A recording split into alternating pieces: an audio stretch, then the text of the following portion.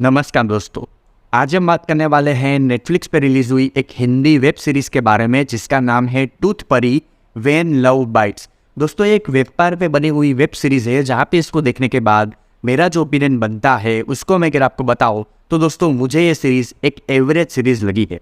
क्योंकि अगर आपने वेबपायर पे बनी हुई ट्विलाइट सीरीज़ या फिर जो TV show web series already देख रखी है तो आपको इसकी स्टोरी लाइन कुछ भी एक्स्ट्रा ऑर्डिनरी नहीं लगेगी। सीरीज़ की बेसिक स्टोरी लाइन की बात करें तो एक लड़की है रोमी जो एक वेम्पायर होती है। उसको इंसानों का खून पीना अच्छा लगता है। हालांकि वो इंसानों को मारते नहीं हैं, सिर्फ उतना ही खून पीते हैं जिनकी उनको ज़रूरत होती है। अब एक बार खून पीते वक्त उसका दांत टूट जाता है और वो एक बार इंसान से प्यार कर बैठती है। अब उसके बाद क्या क्या दिक्कतें आती है ये जानने के लिए आपको ये सीरीज़ देखनी पड़ेगी। अब दोस्तों शुरुआत में सीरीज़ बहुत ज़्यादा इंटरेस्टिंग लग रही थी, हमें जानने की उत्सुकता हो रही थी, हमें अच्छा लग रहा था कि चलो इंडिया में भी वेम्पायर का जो कंटेंट है वो बन रहा है। लेकिन पहले 2 एपिसोड के बाद सीरीज़ बहुत ही ज़्यादा लंबी लगने लगती, खींची हुई लगती है। ऐसा लगता है कि एक ही चीज़ को उन्होंने बहुत ज़्यादा लंबा खींच लिया।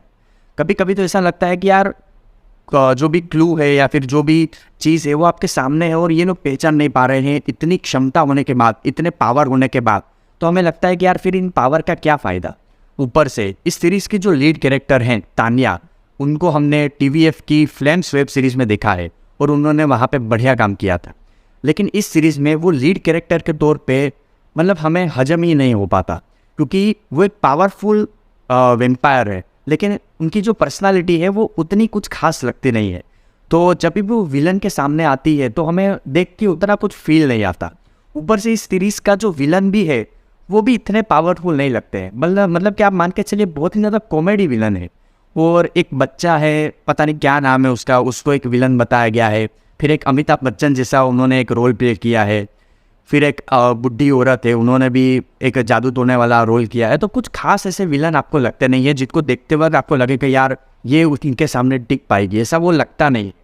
सीरीज़ में तान्या और शांतनु के बहुत सारे किसिंग सीन भी हैं जो आपको पहली बार में देखने के शौक हो जाएंगे और 2-3 एपिसोड के बाद वो हर एक एपिसोड में किसिंग सीन आते ही रहते हैं। तो ये सीरीज़ आप फैमिली के साथ तो नहीं देख सकते। सीरीज़ में टोटल 8 एपिसोड है और हर एक एपिसोड की लेंथ 40 मिनट से लेकर 45 मिनट तक की है। तो आप मान के चलिए कि ऑलमोस्ट 6 घंटे आपको इस सीरीज़ में देने पड़ेंगे, जो बहुत ही ज़्यादा, मैं तो यही कहूँगा कि इतने नहीं देने चाहिए, बहुत ही वेस्ट है। अगर ये सीरीज़ 3-4 एपिसोड की भी होती ना तो भी हम आराम से देख सकते थे। तो दोस्तों अगर आपने वेम्पायर पे बनी हुई कोई भी सीरीज़ नहीं देखी है तो आप एक बार के लिए सिर्फ टाइम पास के लिए देख सकते हैं। और अगर आपने ऑलरेडी बहुत सारे शोज़ देख रखे हैं तो आपको इसको स्किप ही करना चाहिए, क्योंकि 6 घंटे किसी एक सीरीज़ में बर्बाद करना सही काम नहीं है। मैं इस सीरीज़ को दूंगा 4 आउट ऑफ 10 स्टार्स। आपको रिव्यू कैसा लगा कमेंट सेक्शन में ज़रूर बताएगा, और अगर रिव्यू अच्छा लगा हो तो लाइक ज़रूर कीजिएगा। तब तक के लिए फिर मिलेंगे। जय श्री राम।